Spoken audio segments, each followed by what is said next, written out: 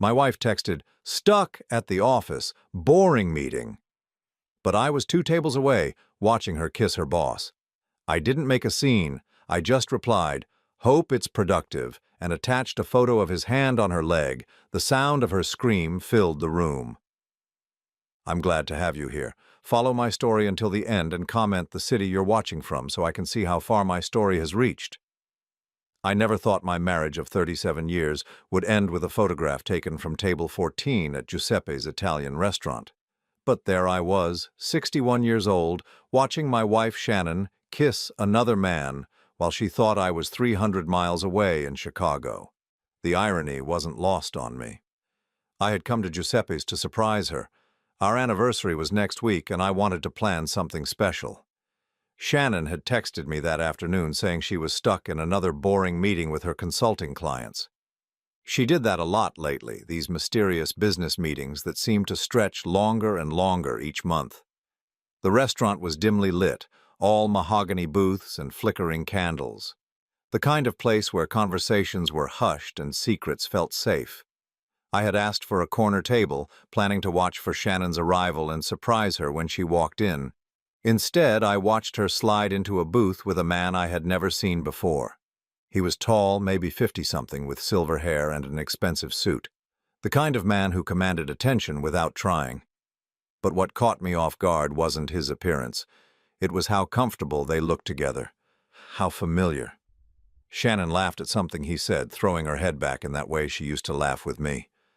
Then she leaned forward and he reached across the table to touch her face.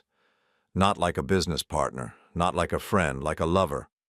My phone was in my hand before I realized I had reached for it. The camera function opened with a soft click. Through the lens, I watched my wife of 37 years kiss a stranger. The flash was off, but the image was crystal clear, his hand on her leg under the table, her wedding ring nowhere to be seen. I took 3 pictures. Then I opened our text thread and typed a simple message. Hope your meeting is productive. I attached the clearest photo and hit send. The reaction was instant. Shannon's phone lit up on the table between them. She glanced at it, then froze. Her face went white as she stared at the screen. The man asked her something, but she wasn't listening. She was scanning the restaurant, her eyes wide with panic. I raised my wine glass in a small salute when her gaze found mine. Then I placed $30 on my table, gathered my coat, and walked out. The drive home took 23 minutes. 23 minutes of my mind racing between fury and something else, something colder. Because as I replayed the scene in my head, I realized this wasn't the first time Shannon had lied about her whereabouts. The late nights, the weekend trips, the sudden interest in business consulting that had started 3 years ago. How long had this been going on? Our house on Maple Street looked the same as always. 2-story colonial, perfectly maintained lawn, neighbors who waved when they saw me. The kind of life that looked successful from the outside. But as I pulled into our driveway, I wondered how much of it had been an illusion. I was sitting in the living room when Shannon burst through the front door 45 minutes later. Her cheeks were flushed, her hair slightly disheveled. She clutched her purse against her chest like armor. "Ronald," her voice was breathless, "we need to talk." I took a sip of my bourbon and gestured to the chair across from me. "I'm listening." She sat down carefully, smoothing her skirt. Even caught red-handed, she was trying to maintain control. "That photo, it's not what it looks like." "Really?" I kept my voice steady. "What does it look like to you?" "Marcus is a business partner. We were celebrating closing a deal and he got excited and—" "Marcus," I interrupted her. "Is that his name?" Shannon blinked. She hadn't meant to tell me that. "How long, Shannon? How long what? How long have you been lying to me?" Her composure cracked slightly. "I haven't been lying. I've been working, building something for our future." I reached into my jacket pocket and pulled out our joint checkbook. I had grabbed it from my home office before she arrived. "Is this part of building our future?" Her eyes focused on the checkbook, and for the first time she looked genuinely afraid. "I found some interesting entries in here," I continued, flipping through the pages. "Checks made out to LMW Consulting, always signed by you, never discussed with me." I looked up at her. What's LMW Consulting, Shannon? She opened her mouth, then closed it. The silence stretched between us like a chasm. $23,000 in the past 6 months, I said. All to the same company, all signed with your name, but I held up one of the checks. This signature doesn't match the others. Shannon's face had gone pale again. Ronald, you don't understand. Help me understand. She stood up abruptly, pacing to the window. When she turned back, her expression had hardened. You've never supported my dreams, never believed I could build something on my own. So you forged my signature. I protected us, I protected our future, by stealing from our joint account. It's not stealing, her voice rose. I'm your wife. I have every right to use that money for investments that benefit both of us. I stood up slowly, setting the checkbook on the coffee table between us. Shannon, I've been married to you for 37 years. I know when you're lying. She stared at me for a long moment. Then something in her expression shifted. The mask of the loving wife slipped away, replaced by something calculating. Fine, she said. You want the truth? I've been building a business. A real business, not just sitting around waiting for retirement like you. She gestured around our living room. This isn't enough for me anymore, Ronald. It hasn't been enough for a long time. And Marcus? Marcus understands ambition. He understands what it means to want more than a comfortable middle-class existence. The words hit me like physical blows, not because they were cruel, but because they revealed how little my wife actually knew me. I had built a successful accounting practice from nothing.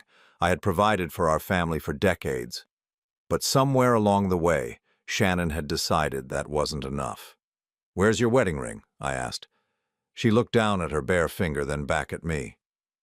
I took it off for the meeting. Sometimes it's better if clients don't know you're married. Another lie. I could see it in the way she wouldn't meet my eyes. I walked to the mantel where our family photos were displayed. 37 years of birthdays, anniversaries, graduations, our children Michael and Sarah smiling from various stages of their lives. But as I looked at the most recent photos, I realized Shannon's smile had changed. When had it become so forced? I have a question, I said, turning back to her. She was watching me carefully now, like she wasn't sure what I might do next.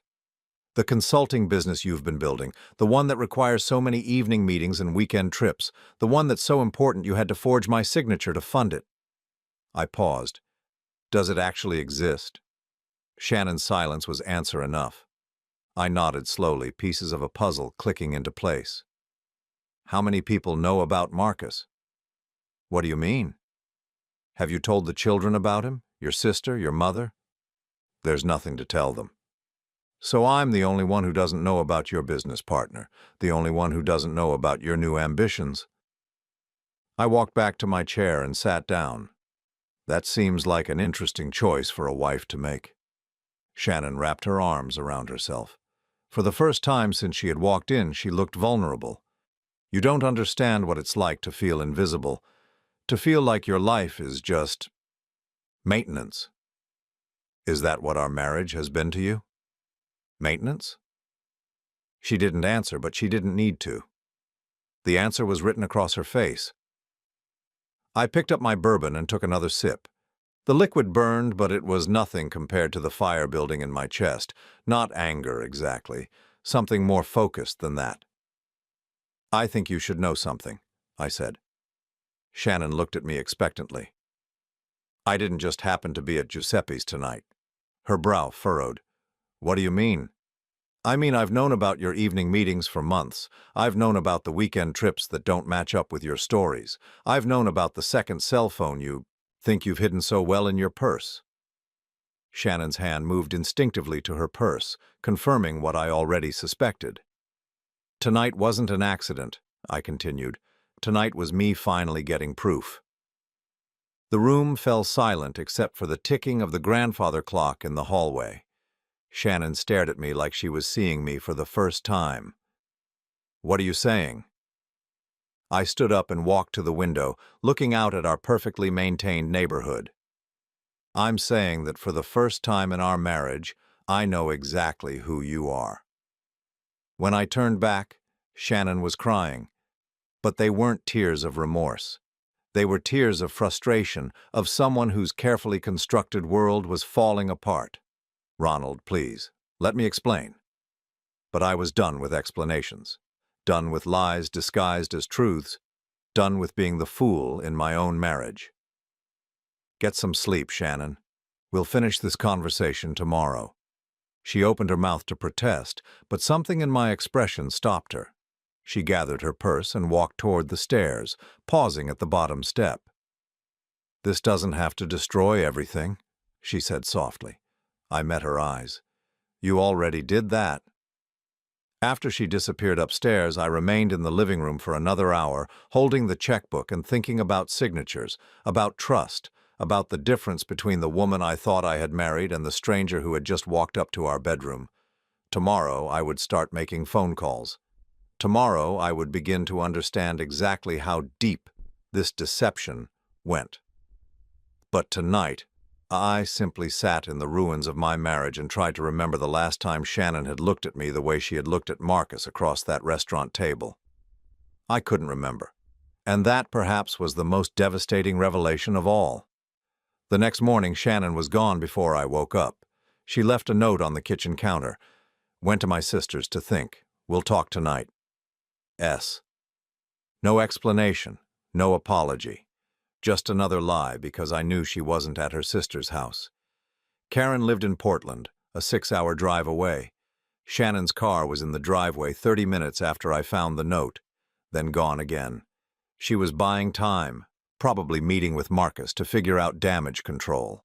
I made coffee and sat at our kitchen table, staring at the granite countertops Shannon had insisted we install 2 years ago. $23,000 for a kitchen renovation. At the time, she said it would increase our home's value. Now I wondered if that money had actually gone to her secret consulting business. I opened my laptop and began what would become the longest day of my 61 years. The checkbook was just the beginning. I logged into our online banking and started going through 6 months of statements, line by line. What I found made my stomach turn. LMW Consulting wasn't the only company receiving our money. There was also Summit Financial Services, Meridian Business Solutions, and Empire Holdings, LLC. 4 different companies, all receiving checks in amounts ranging from $3,000 to $8,000, all signed by Shannon. But here's what made me pause. The endorsement stamps on the back of the canceled checks. They all had the same bank routing number. I grabbed my phone and called First National, our bank for the past 15 years. Mr. Morrison, Tom Bradley, our account manager, sounded genuinely pleased to hear from me. "How can I help you today?" "Tom, I need to understand something about check endorsements. If multiple companies are depositing checks at the same bank, would that show up in any records?" "Well, we can certainly track patterns for fraud prevention. Are you concerned about something specific?" I explained about the companies without mentioning Shannon directly. Tom put me on hold for several minutes. "Mr. Morrison, this is interesting. Those 4 companies you mentioned, they're all registered to the same business address, downtown on 5th Street, professional building, Suite 207. 5th Street. That was 3 blocks from Giuseppe's restaurant. Can you tell me who the account holder is for these companies?" "I can't give you specific account information, but I can tell you that the primary signature on file for all 4 accounts belongs to Shannon Morrison." The phone felt heavy in my hand. "Tom, hypothetically, if someone were running multiple business entities from the same location with the same signature authority, what would that suggest to you?" "Hypothetically. It could be legitimate business expansion, or—" He paused. "It could be someone making their financial activities look more complicated than they actually are." After I hung up, I sat staring at the kitchen wall, where Shannon had hung a wooden sign that read, "Home is where the heart is." The irony was suffocating. I spent the next 2 hours digging deeper. Property records showed that the building on 5th Street was owned by Webb Properties, LLC. A quick internet search revealed that Marcus Webb was the managing partner of Webb Properties, so Shannon's business partner owned the building where her 4 companies were registered. companies that were apparently just different names for the same operation. But what operation? I found my answer in Shannon's home office. She had converted our guest bedroom into what she called her workspace about 3 years ago. I rarely went in there, respecting what she said was her private area for client calls and paperwork. Now I understood why she wanted privacy. The desk drawers were locked, but I found the key taped under the bottom drawer. Inside were business cards I had never seen before. Shannon Webb, Senior Partner, LMW Consulting. Not Shannon Morrison. Shannon Webb. Another card read, Shannon Webb, Investment Advisor, Summit Financial Services. I stared at the cards for a full minute. She wasn't just having an affair. She was living an entirely different life. The bottom drawer contained a file folder labeled Client Portfolio. Inside were investment statements showing accounts worth over $120,000. Money I had never seen in our joint financial planning. But that wasn't the worst part. The worst part was finding copies of our tax returns from the past 3 years, with my signature forged on forms I had never seen. Returns that showed business income I knew nothing about, deductions for expenses I had never approved. Shannon hadn't just been stealing from our joint account. She had been filing false tax returns in my name. I was still processing this when I found the travel receipts.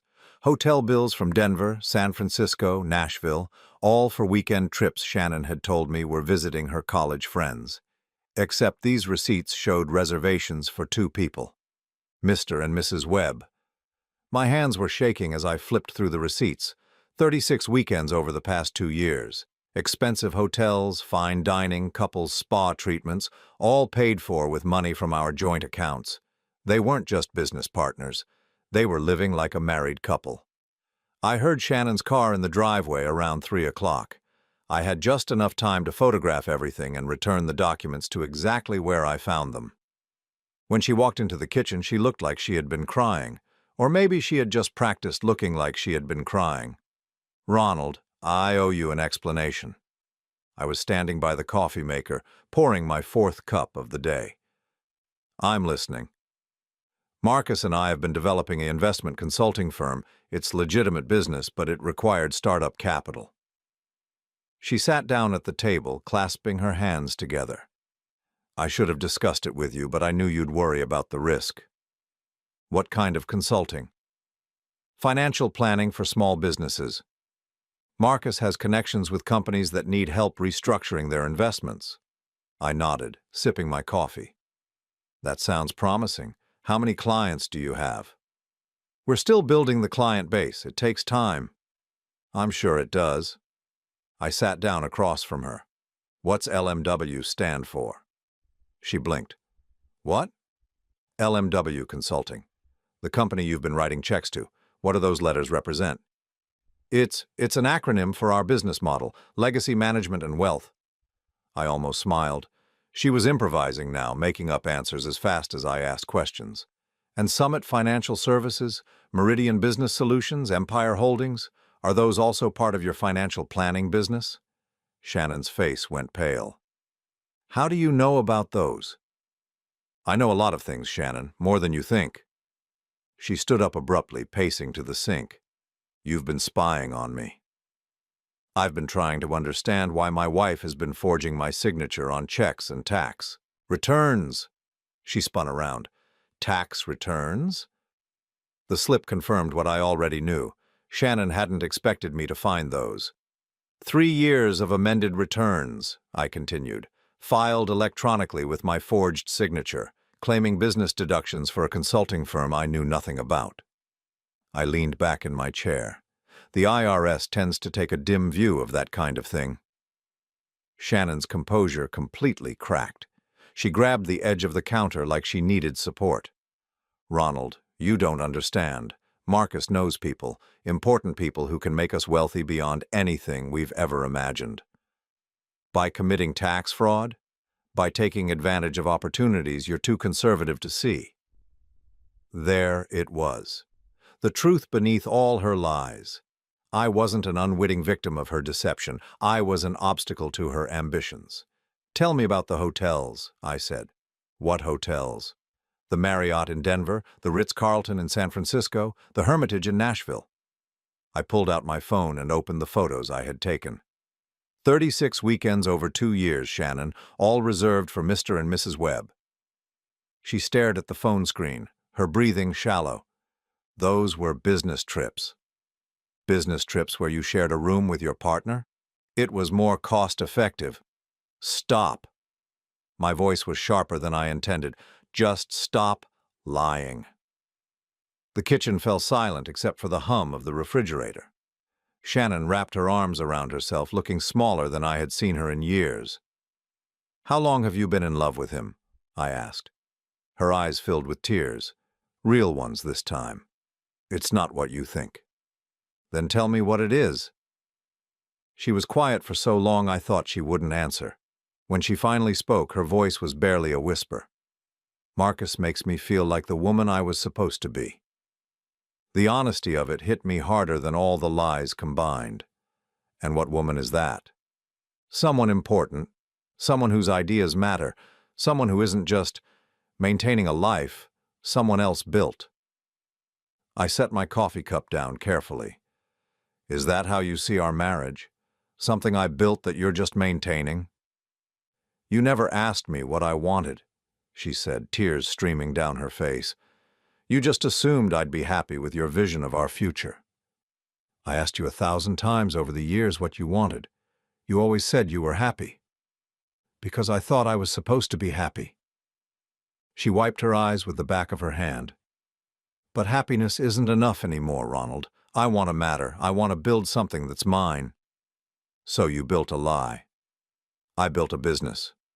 With my money, using my name, filing false tax returns. I stood up, anger finally breaking through my careful control. That's not building something, Shannon. That's stealing. She flinched like I had slapped her. Everything we have, we built together. No, everything we had, we built together, past tense. I walked toward the doorway, then stopped. I want you to know something. She looked up at me, hope flickering in her eyes. I love the woman I thought you were, I said. But that woman doesn't exist. She never existed, did she? Shannon's sob followed me as I left the kitchen and walked upstairs to our bedroom. I sat on the edge of our bed, looking around at the life we had shared for 37 years. Tomorrow I would call my lawyer. Tomorrow I would begin the process of protecting myself from the financial fraud my wife had committed in my name. But tonight I simply mourned the death of the marriage I thought I had and prepared for the war I was about to fight. Because if Shannon wanted to play games with false identities and secret businesses, she was about to learn that her husband of 37 years had a few surprises of his own. I called my lawyer at 7:30 the next morning, before Shannon woke up.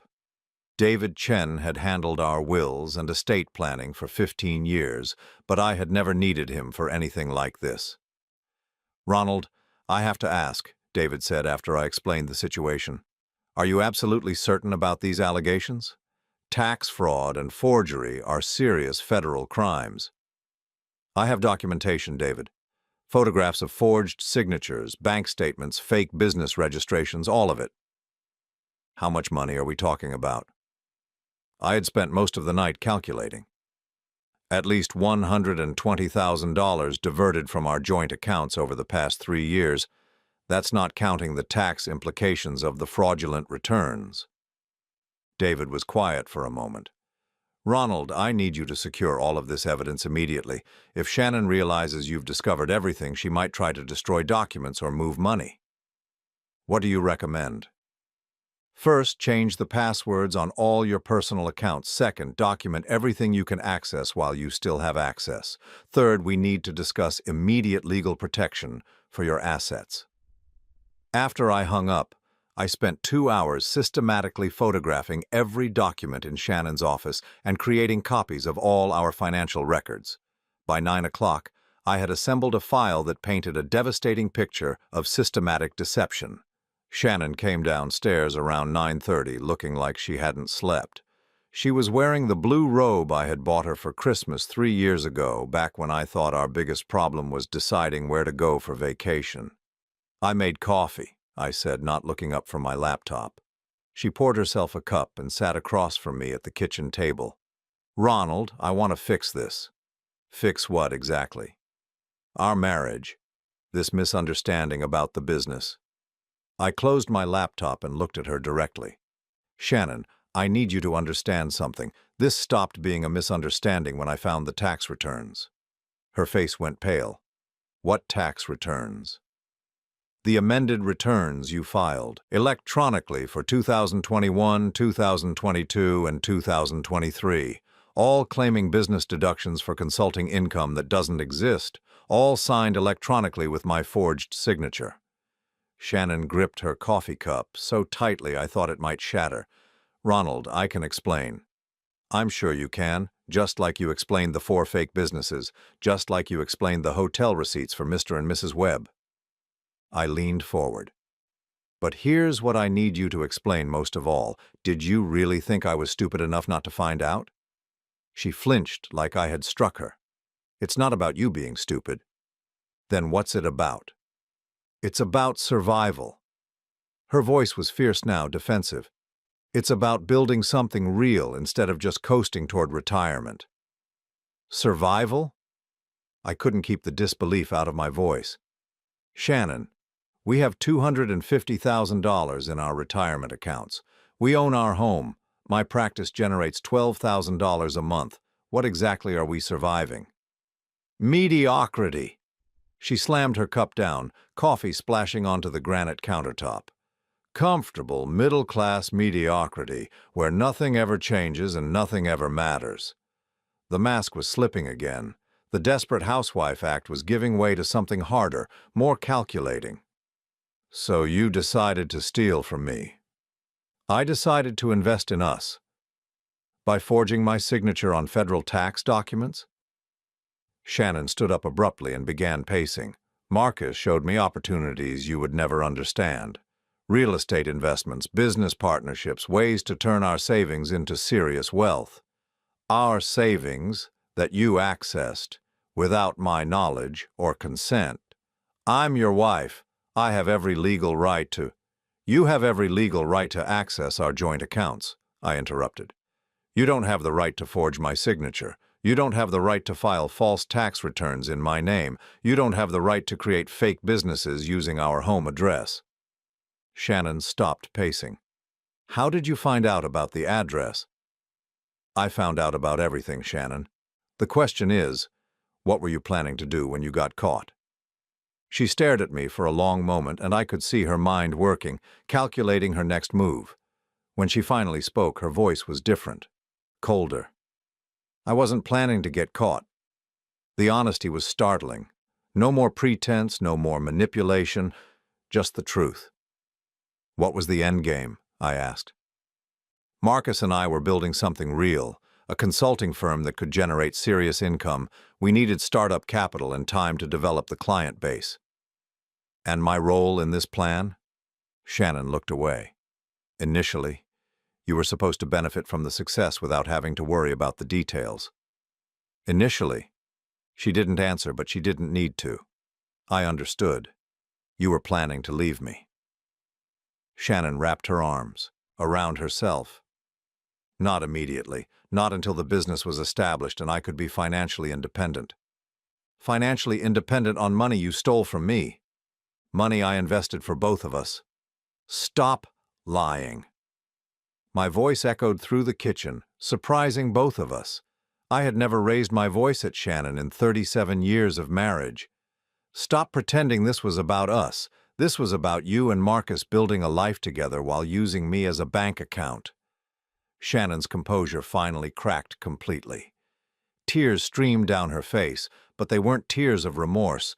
They were tears of frustration, of someone whose carefully planned scheme was falling apart. "You want to know the truth?" she sobbed. "Fine. Marcus understands me in ways you never have. He sees my potential instead of just seeing a wife who should be grateful for a comfortable life." "And what potential is that?" "The potential to be someone important. Someone who matters in the world instead of just existing in it. I stared at her, this woman I had shared a bed with for 37 years, and realized I was looking at a stranger. Not just because of the lies, but because of the fundamental selfishness that had driven every decision she had made. "Did you ever love me?" I asked. The question seemed to surprise her. "Of course I loved you. I still love you." "No, Shannon. You loved what I provided, the house, the security, the respectability. But did you ever actually love me?" She opened her mouth to answer, then closed it. The silence stretched between us like a chasm. "I thought I did," she finally whispered.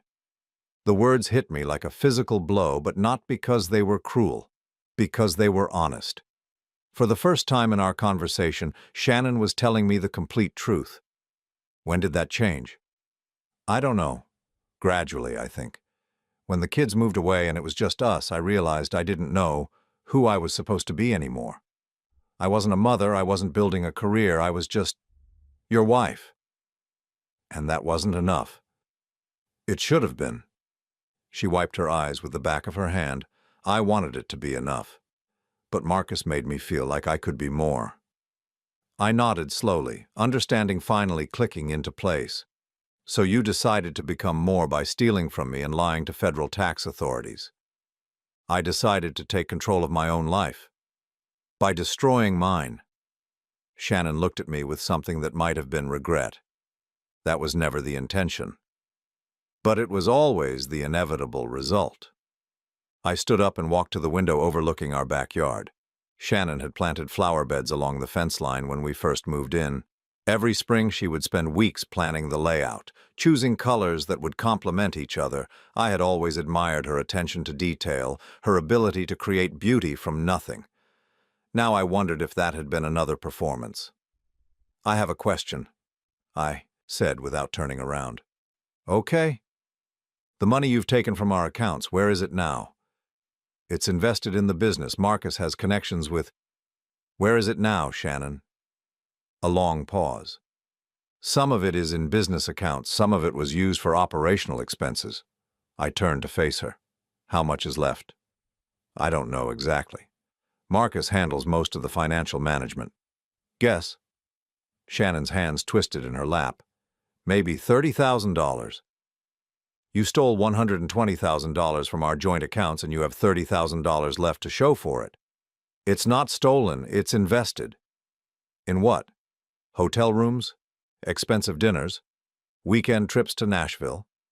Shannon flinched with each accusation. "Those were business development expenses." "Business development?" I laughed, but there was no humor in it. "Shannon, do you understand what you've done? Not just to our marriage, but legally?" "What do you mean?" I pulled out my phone and opened the photos I had taken of the tax documents. "You filed false returns with the IRS. You forged signatures on federal documents. You created fake businesses to hide money transfers." I met her eyes. "These aren't civil matters, Shannon. These are felonies." The blood drained from her face. "Ronald, you wouldn't—" "I wouldn't what? Report tax fraud to the authorities? Protect myself from someone who has been systematically stealing from me?" Shannon stood up so quickly her chair nearly tipped over. "If you turn me in, it will destroy both of us. They'll audit everything. They'll freeze our accounts. They'll investigate the fraud you committed. In my name and your name, don't you understand? I forged your signature, but they'll assume you knew about it. We're married. We file joint returns." For the first time since discovering Shannon's betrayal, I felt a chill of real fear. She was right about one thing. The IRS wouldn't necessarily distinguish between the victim and the perpetrator in a case like this. "That's why you used my signature," I said slowly. "Not just to access the accounts, but to make sure I couldn't report you without incriminating myself." Shannon's expression was almost pitying. "I protected both of us, Ronald. Whatever you think of Marcus and me, I made sure you couldn't be prosecuted for something you didn't know about. You made sure I couldn't escape the consequences of your crimes. I made sure we were in this together." The manipulation was breathtaking in its complexity. Shannon hadn't just stolen from me. She had engineered the theft to ensure my complicity whether I knew about it or not. "Except for one thing," I said. "What's that?" I reached into my jacket pocket and pulled out a small digital recorder. "I've been recording our conversation." Shannon's eyes widened.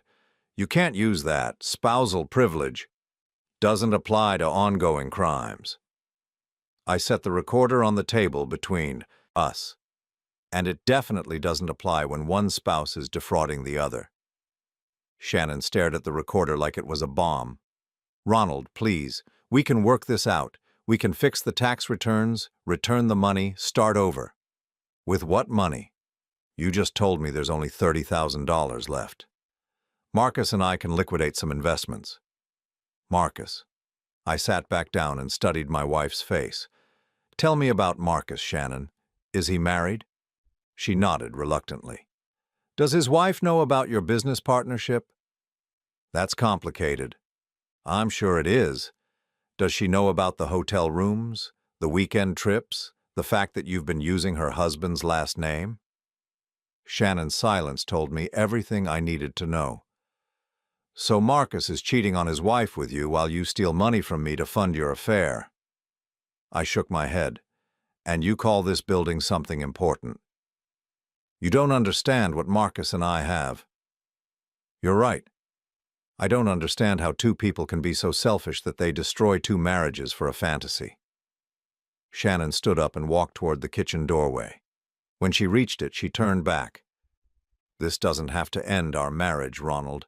We can work through this."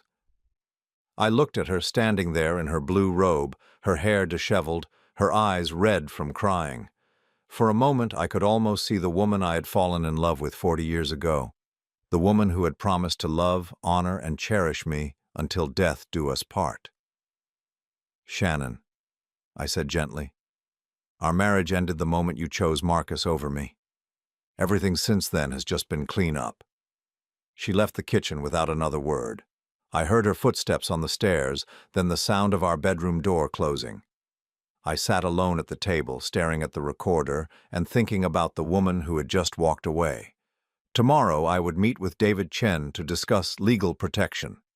Tomorrow I would begin the process of untangling 37 years of shared assets from someone who had been systematically defrauding me. But tonight I would simply sit in the ruins of my marriage and accept that sometimes the people we love most are capable of destroying us most completely.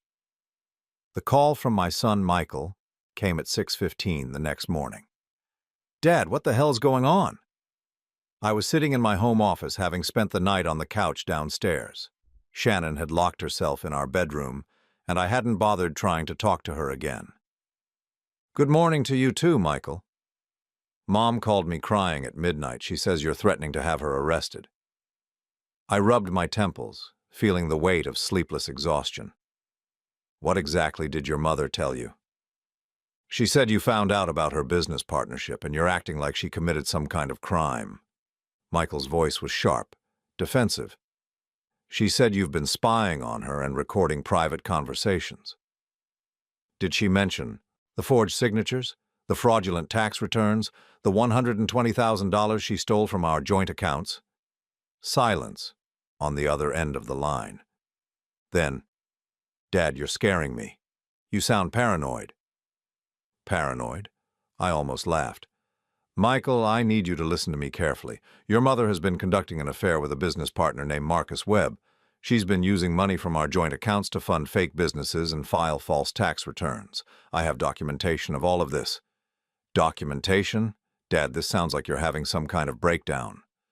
The words hit me like a physical blow. My own son was questioning my sanity, rather than considering that his mother might be lying to him. "Have you talked to your sister about this?" "Sarah's the one who told me to call you. Mom called her too, and Sarah's worried that you're—" He trailed off. "That I'm what?" "That you're not thinking clearly. Maybe the stress of retirement planning has been too much, and you're imagining things that aren't there." I closed my eyes, understanding Shannon's strategy. She hadn't just called our children to defend herself. She had planted the seed that their father was mentally unstable. "Michael, I want you to do something for me." "What?" I want you to call our accountant, Jim Patterson, ask him about the amended tax returns filed for the past 3 years, ask him if he prepared them. Dad, just do it, then call me back. I hung up before he could argue. Within 10 minutes, my phone was ringing again. Dad? Michael's voice was different now, uncertain. I called Jim. He says he never filed any amended returns for you. He says he wasn't even aware that any had been filed. And what does that tell you? A long pause. I don't know. Maybe Mom filed them herself. With whose signature, Michael? Another pause, longer this time. I need to think about this. After he hung up, I sat staring at the family photos on my desk. Michael at his college graduation, beaming as he received his computer science degree. Sarah at her wedding 3 years ago, radiant in her white dress. Shannon and I at our 25th anniversary party, smiling for the camera like we didn't have a care in the world. When had the smiles become performances? My phone buzzed with a text from Sarah. Dad, we need to talk. Can you meet me for lunch? I agreed to meet her at Romano's, the Italian place where we used to go for her birthday dinners when she was a teenager. When I arrived, she was already seated in a corner booth, nervously stirring her iced tea. Sarah looked like a younger version of Shannon, but without the calculating hardness that had emerged in her mother's expression over the years. She stood and hugged me when I approached the table. Dad, I'm so confused, she said as we sat down. Mom says you're threatening her with legal action over some business misunderstanding, but Michael says there might be tax problems. What did your mother tell you exactly? Sarah glanced around the restaurant as if someone might be listening. She said you've been going through her personal papers and making accusations about her business partner. She says you're jealous because she's finally building something that's hers instead of just being your wife. And what do you think about that? I think... Sarah paused, choosing her words carefully. I think Mom has seemed different lately. Happier, but also more secretive.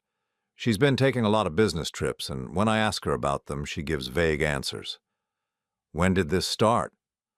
About 2 years ago, I think. She started talking about this consulting business she was developing, but she never wanted to discuss details. She said you wouldn't understand because you're too conservative about investments. I nodded, pieces of the timeline falling into place. Sarah, I need to tell you some things that are going to be difficult to hear. Over the next hour, I laid out everything I had discovered. The forged signatures, the fake businesses, the fraudulent tax returns, the affair with Marcus Webb. I showed her copies of the documentation, watching her face grow pale as she absorbed the magnitude of her mother's deception. This can't be true, she whispered when I finished. Mom wouldn't do this. She loves you. I thought so too. Sarah stared at the documents spread across the table between us. The tax returns. Dad, this could get both of you in serious trouble. I know. What are you going to do? Before I could answer, my phone rang. Shannon's name appeared on the screen. Don't answer it, Sarah said quickly. I looked at my daughter, surprised by the urgency in her voice. She's been calling me all morning, Sarah explained. First to tell me you were acting strange, then to ask if I thought you might be having memory problems or stress-related mental issues. Memory problems? She said you've been accusing her of things that never happened, that you seem confused about conversations you've had, that she's worried you might be developing early-stage dementia. The manipulation was even more sophisticated than I had realized. Shannon wasn't just defending herself. She was systematically undermining my credibility with our children by suggesting I was mentally incompetent. Sarah, do I seem confused or mentally unstable to you? She studied my face carefully. No, Dad. You seem angry and hurt, but you don't seem confused. And these documents, she gestured to the papers on the table, these aren't the kind of things someone would imagine. My phone buzzed with a text from Shannon. The children are worried about you. Please come home so we can work this out as a family. I showed the text to Sarah, who shook her head in disgust. She's trying to control the narrative, Sarah said. Make it seem like you're the problem that needs to be fixed. Are you going to tell Michael what I've shown you? Sarah was quiet for a long moment. Dad, can I ask you something? Of course. What do you want to happen now? Do you want to save your marriage, or do you want to punish Mom for what she's done? The question caught me off guard because I wasn't sure I knew the answer. The man I had been a week ago would have said saving the marriage was the priority, but that man hadn't known he was married to a stranger. I want the truth to matter, I said finally. I want consequences for actions. I want to stop being treated like a fool in my own life. Sarah nodded slowly. Then yes, I'll talk to Michael. He deserves to know what's really happening. As we left the restaurant, Sarah hugged me tightly. Dad, I'm sorry. I'm sorry Mom put you through this, and I'm sorry she tried to make us think you were losing your mind. You believe me? The evidence speaks for itself. But more than that, she pulled back to look at me. I know you. You're the most honest person I've ever known. If you say Mom forged your signature and filed false tax returns, then that's what happened. When I got home, Shannon was waiting in the living room. She had dressed carefully, a conservative blue dress, minimal makeup, her wedding ring prominently displayed. She looked like the perfect picture of a concerned wife. Ronald, the children are worried about you. I sat down across from her. Are they? Michael thinks you might be under too much stress. Sarah wonders if you should see a doctor just to make sure everything is okay. Shannon's voice was gentle, concerned. We all love you, and we want to make sure you're taking care of yourself. And what do you think, Shannon? I think you've been working too hard for too many years, and the idea of retirement has you more anxious than you want to admit. She leaned forward, her expression earnest. Sometimes when we're stressed, we can misinterpret situations or discover that our wives have been committing federal crimes. Shannon's concerned expression flickered for just a moment. Ronald, please, listen to yourself. Do you really think I'm capable of the things you're accusing me of? It was masterfully done. The gentle, reasonable tone. The implication that my accusations were symptoms of stress or mental instability. The positioning of herself as the worried wife trying to help her troubled husband. But I had learned to see through her performances.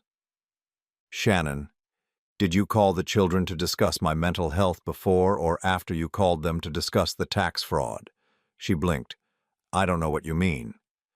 I mean that Sarah knows about the forged signatures. Michael knows about the fraudulent returns, so the Concerned Wife Act isn't going to work anymore. The mask slipped. For just a moment, I saw the flash of anger in Shannon's eyes before she regained control. I don't know what you think you've told them, but I showed them the documentation. The bank statements, the tax returns, the business registrations, all of it.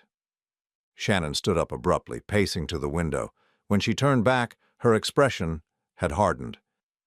You had no right to involve our children in this. I had no right? I couldn't keep the disbelief out of my voice.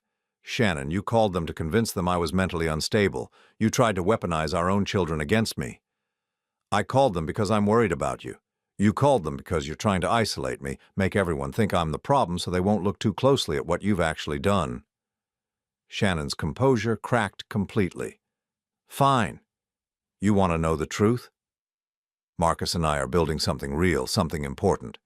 We need capital to make it work, and yes, I took money from our accounts to invest in our future.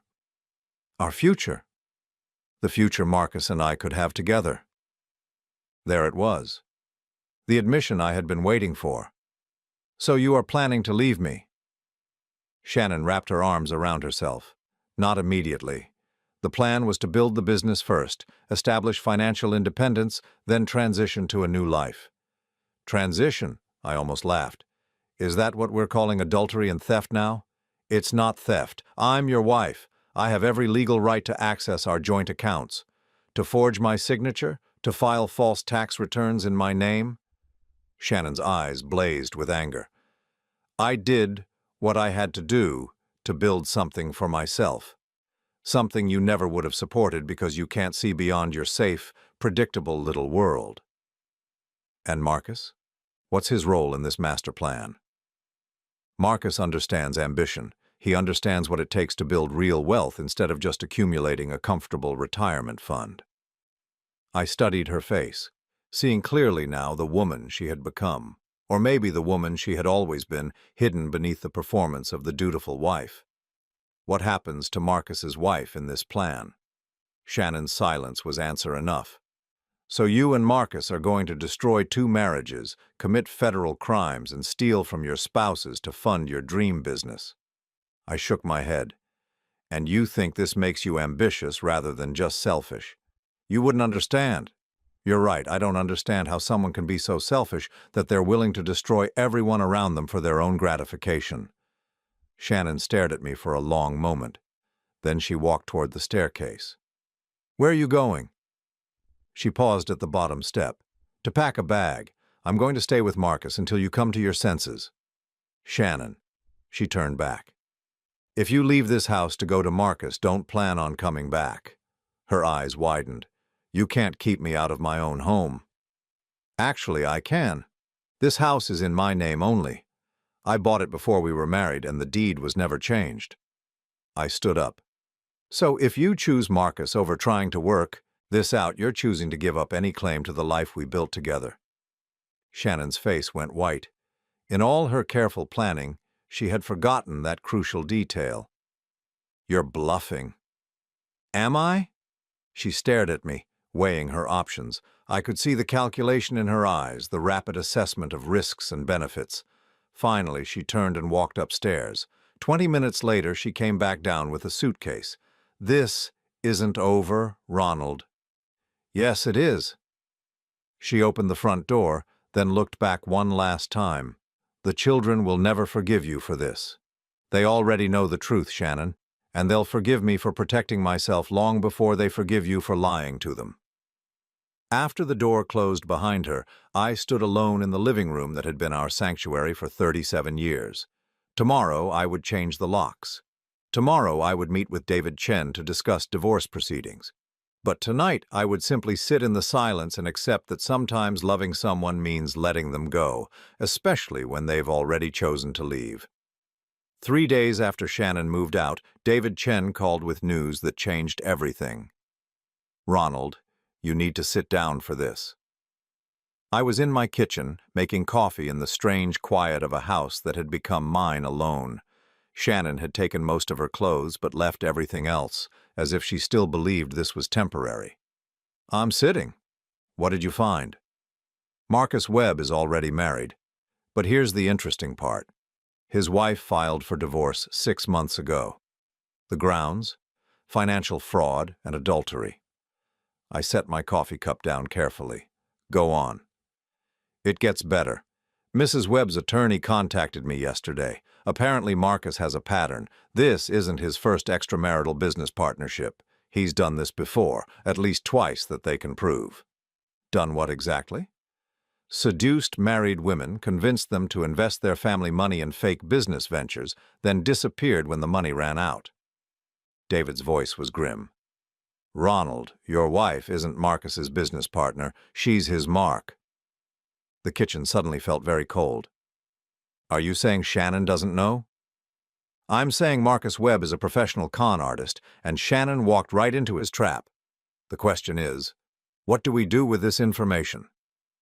I thought about Shannon's passionate defense of Marcus, her certainty that he understood her ambitions in ways I never could. Had she been manipulated this entire time, or was she a willing participant in the fraud? David, I need you to arrange a meeting. With whom? With Mrs. Webb. I think it's time Shannon learned the truth about her business partner. 2 days later, I sat across from Victoria Webb in David's office. She was an elegant woman in her mid-50s, impeccably dressed, but with the hollow look of someone who had seen her world collapse. Mr. Morrison, I want you to know how sorry I am, she said as soon as we were introduced. If I had discovered Marcus's pattern earlier, I might have been able to warn you. Tell me about the pattern. Victoria opened a file folder and spread several photographs across the conference table. Marcus targets women who feel unfulfilled in their marriages, usually women with access to joint financial accounts but without strong financial oversight from their husbands. The photographs showed Marcus with different women at restaurants, hotels, business conferences, always the same dynamic: older married women, expensive settings, intimate body language. He creates elaborate business scenarios that require startup capital, Victoria continued, investment opportunities that are too good to pass up but too complex for the women to understand completely. He makes them feel like they're finally being treated as equals, as business partners, rather than just wives. How much did he take from you? $230,000 over 18 months. I remortgaged our house, cashed out my retirement account, even borrowed against my life insurance. Victoria's voice was steady, but I could see the pain in her eyes. I believed I was investing in our future. Instead, I was funding his lifestyle with other women. Where does the money go? Expensive hotels, fine dining, travel, gifts for his targets. Marcus lives very well on other people's investments. She pulled out a bank statement. But here's what your wife doesn't know. Marcus has been withdrawing money from their joint business accounts for the past 6 months. Large amounts. I studied the statement. Withdrawals of $5,000, $8,000, $12,000. All made by Marcus Webb, all from accounts Shannon thought were building their business empire. How much is left? Based on what my attorney was able to trace, maybe $15,000. Everything else is gone. $15,000. Shannon had stolen $120,000 from our joint accounts, thinking she was building a business empire. In reality, she had funded Marcus's con game and probably his next target. Mrs. Webb, would you be willing to confront Marcus in front of Shannon? She looked at me carefully. What are you proposing? I'm proposing we give my wife the truth she deserves. Even after everything she's done, she has the right to know she's been played for a fool. Victoria nodded slowly. When and where? Leave that to me. That evening, I sent Shannon a text. We need to discuss the tax situation. Meet me at Giuseppe's tomorrow at 7. Bring Marcus. It's time to resolve this legally. Her response came quickly. Finally ready to be reasonable? We'll be there. The next evening, I arrived at Giuseppe's 30 minutes early and requested the same table where I had photographed Shannon's betrayal. David Chen sat at a nearby table, pretending to read financial documents. Victoria Webb waited in the bar area, nursing a glass of wine and watching the entrance. Shannon and Marcus arrived precisely at 7. She looked radiant, confident, like a woman who believed she was about to claim victory. Marcus was every bit as polished as I remembered. Expensive suit, perfect smile, the aura of a man accustomed to getting his way. They slid into the booth across from me, Shannon's hand briefly touching Marcus's arm in a gesture of solidarity. Ronald, Shannon said, her voice warm but cautious, I'm glad you're willing to discuss this reasonably. I'm always reasonable, I replied. Marcus, it's good to finally meet you properly. Marcus extended his hand across the table. His handshake was firm, confident. Shannon's told me a lot about you. I understand you have concerns about our business partnership. I do. But first, I'd like you to meet someone. I gestured toward the bar where Victoria Webb had risen from her seat and was walking toward our table. The moment Marcus saw her, his face went white. Hello, Marcus, Victoria said, sliding into the booth next to me. Darling. Shannon looked confused, glancing between Marcus and Victoria. I'm sorry, who are you? I'm Victoria Webb, Marcus's wife. The silence that followed was deafening. Shannon stared at Victoria, then at Marcus, then back at Victoria. Wife? Shannon's voice was barely a whisper. Soon-to-be ex-wife, Victoria clarified. We're currently in divorce proceedings, aren't we, Marcus? Marcus had found his voice again, though it lacked its usual smooth confidence. Victoria, this is inappropriate. You can't just what? Tell your business partner the truth about your business model. Victoria opened her purse and pulled out a thick folder. Shannon, dear, I think you should see these. She spread the photographs across the table. Marcus with different women in identical scenarios, Intimate dinners, hotel lobbies, business conferences. The same setup Shannon thought was unique to their relationship. "What is this?" Shannon's voice was rising. "This is your business partner's track record," I said gently. "Marcus has been running the same con for years. You're not his first victim, and you won't be his last." Shannon grabbed one of the photographs, studying it closely. "Marcus, what is this? Who are these women?" Marcus was sweating now, his composure completely shattered. "Shannon, I can explain. These are taken out of context." "Context?" Victoria laughed bitterly. "The context is that you seduced these women, convinced them to invest their family money in fake business ventures, then disappeared when their accounts were empty." She turned to Shannon. "How much money did you give him access to?" Shannon was staring at Marcus like she was seeing him for the first time. "Marcus, tell me this isn't true." "Shannon, you have to understand. How much money is left in our business accounts?" Her voice was sharp now, demanding.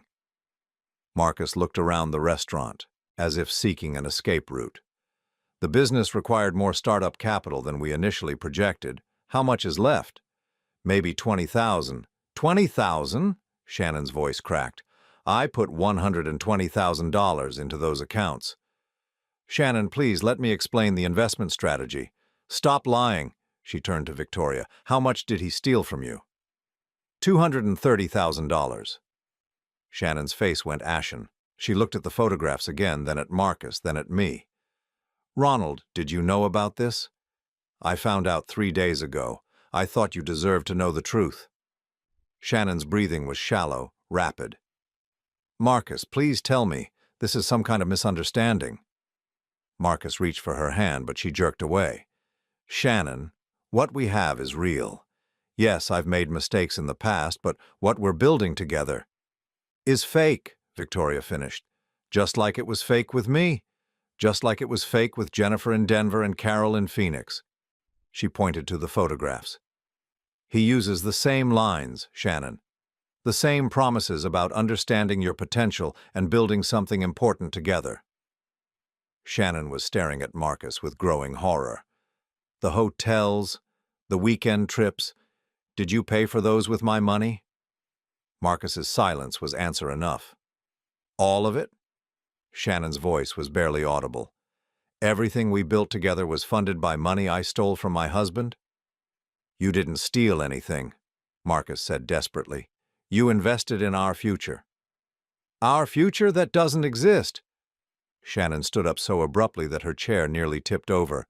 "You made me destroy my marriage for a lie." "Shannon, please.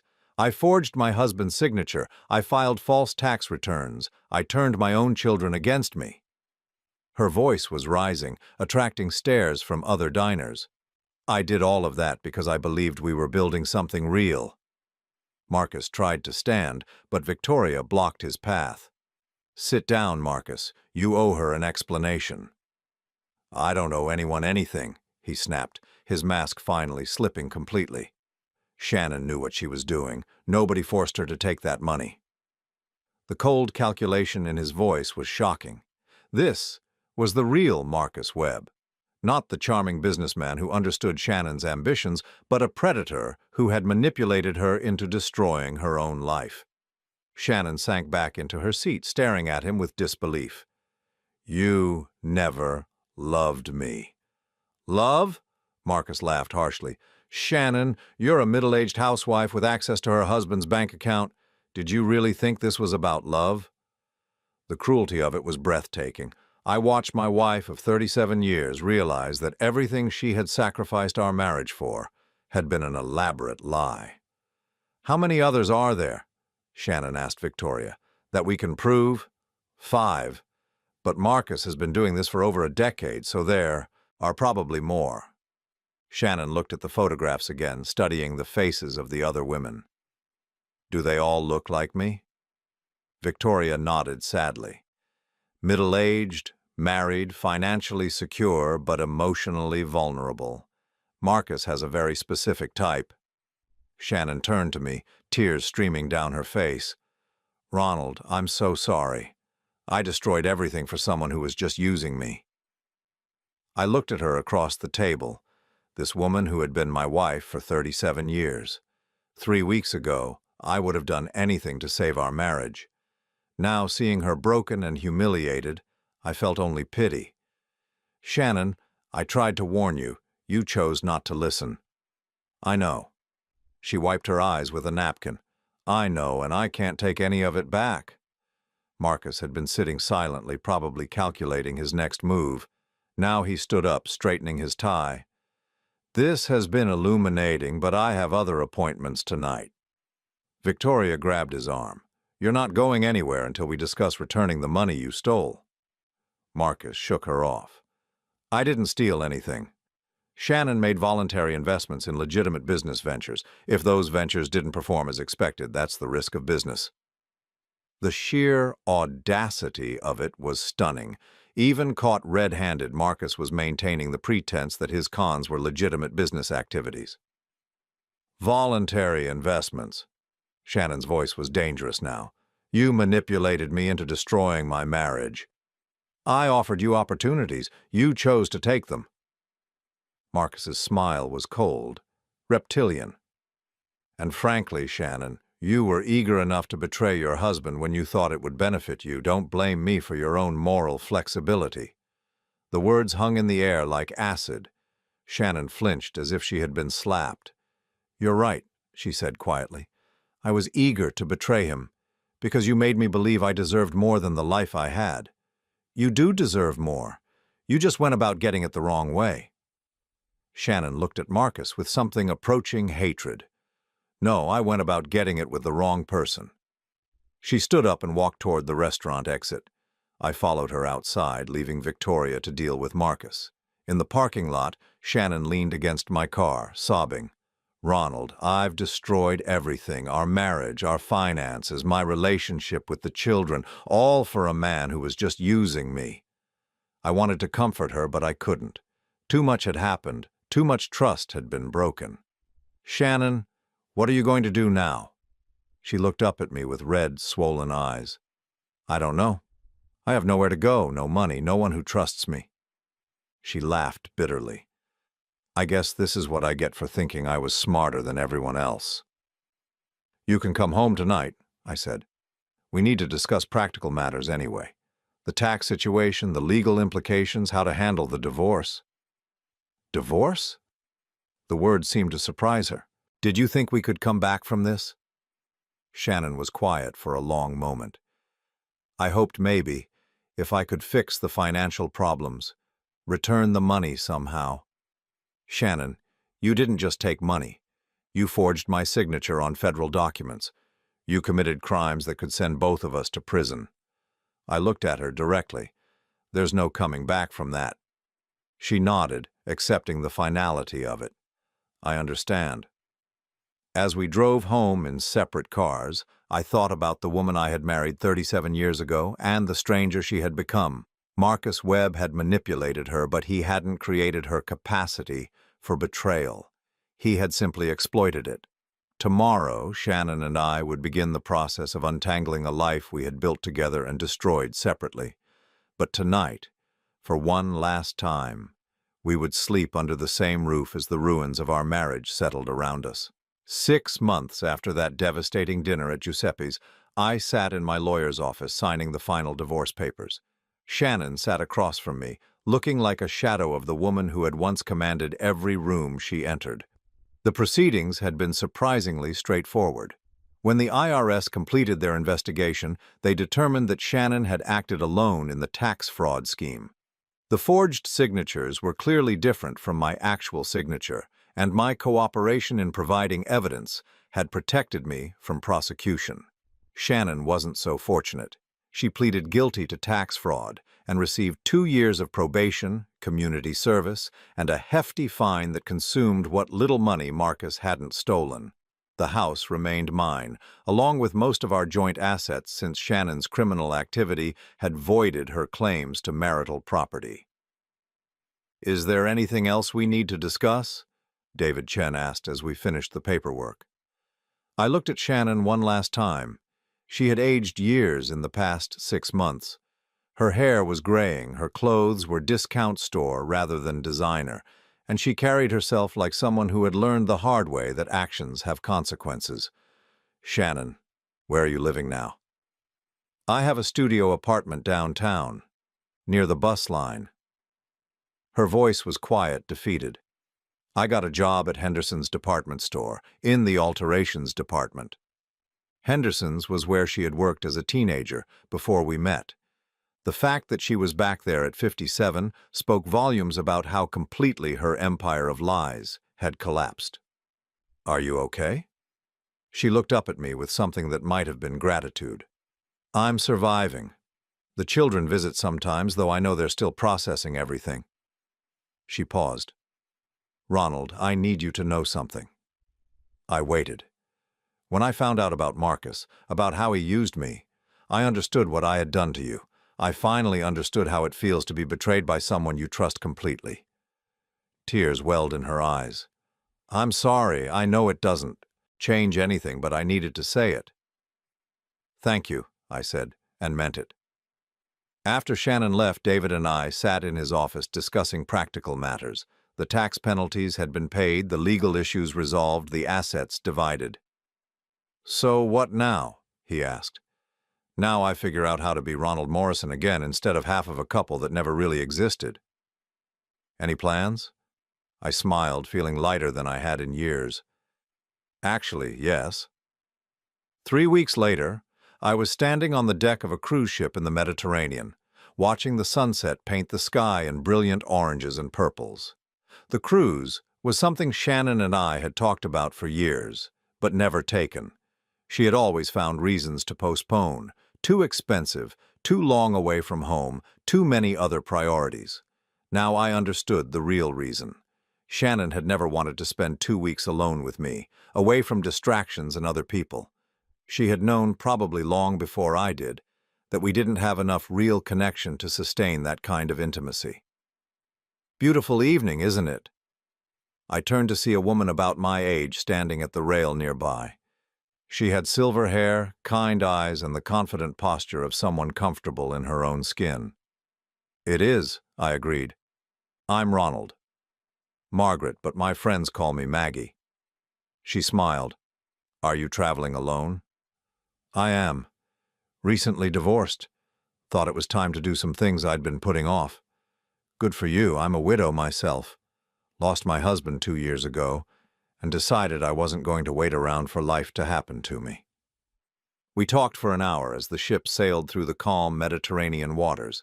Maggie was a retired teacher from Boston, traveling with a group of friends but happy to meet new people. She was intelligent, funny, and refreshingly direct. "Can I ask you something?" she said as we prepared to go in for dinner. "Of course.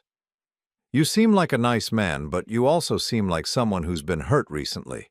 Are you sure you're ready to be making new friends?" The question was perceptive and kind. I think making new friends is exactly what I need to be doing. It's making old mistakes I want to avoid. "Fair enough.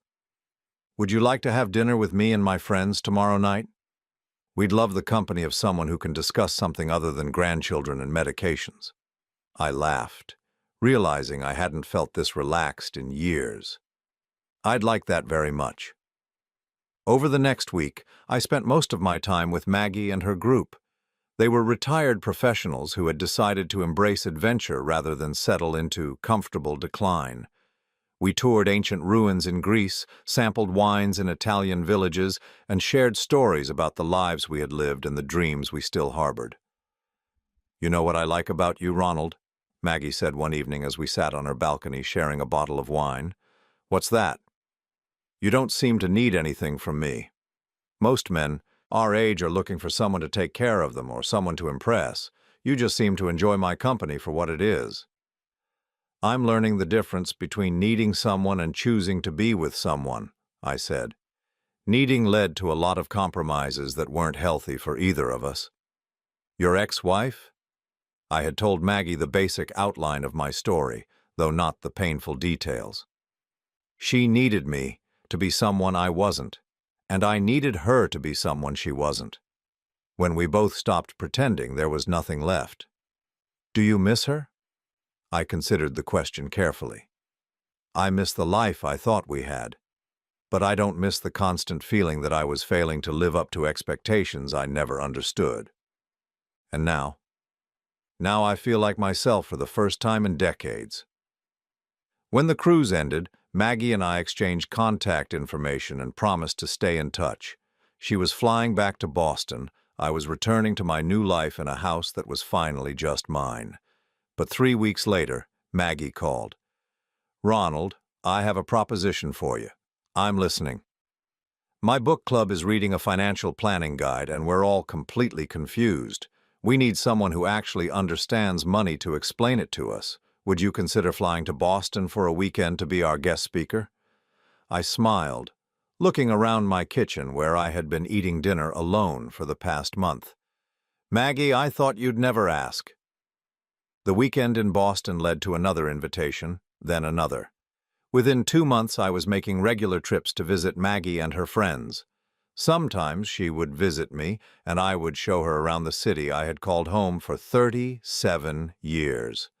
"You know what's strange?" I told her one evening as we walked through the park near my house. "What?" "I spent decades trying to make Shannon happy and never succeeded. With you, I'm not trying to make anyone happy, and I feel happier than I've been in years." "That's not strange," Maggie said. "That's healthy. Happiness isn't something you can create for someone else. It's something you choose for yourself." As autumn turned to winter, Maggie and I settled into a comfortable rhythm. She would visit for a week, I would visit Boston for a week, and we would both maintain our independence while choosing to share parts of our lives. "Are we dating?" she asked one evening as we cooked dinner together in my kitchen. "I don't know," I admitted. "Are we?" "I think we're doing something better than dating. I think we're becoming friends who happen to enjoy each other's company in all sorts of ways." "Is that enough for you?" Ronald, at our age, enjoying someone's company without drama or complications isn't just enough, it's a gift. 6 months after meeting Maggie, I received an unexpected phone call from Michael. "Dad, I owe you an apology." "For what?" "For not believing you immediately when you told me about Mom, for thinking you might be having some kind of breakdown instead of recognizing that you were protecting yourself from someone who was hurting you." "Michael, you were trying to be loyal to both of your parents. I understand that. But I should have trusted you. You've never lied to Sarah or me about anything important. I should have known you wouldn't start with something this serious." "How is your mother?" "She's different. Humbled, I think. Working at that department store has been hard on her, but maybe it's what she needed. She talks about you sometimes." "What does she say?"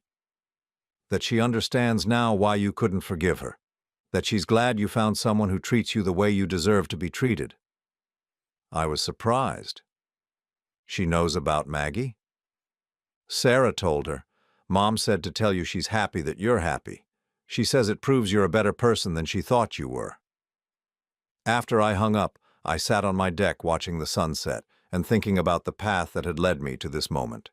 A year ago, I had been a man who defined himself through his marriage to someone who didn't really want to be married to him.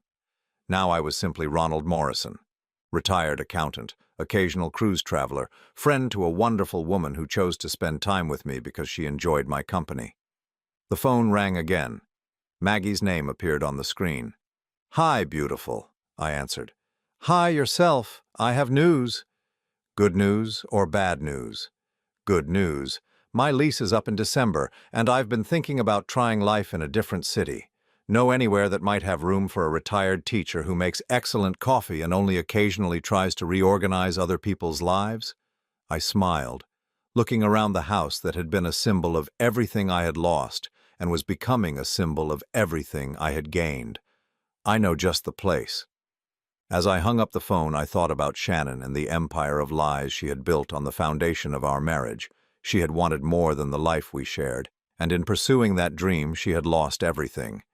But in losing Shannon, I had found something I hadn't even known I was missing, the ability to be completely myself with someone who valued that person exactly as he was. The irony wasn't lost on me.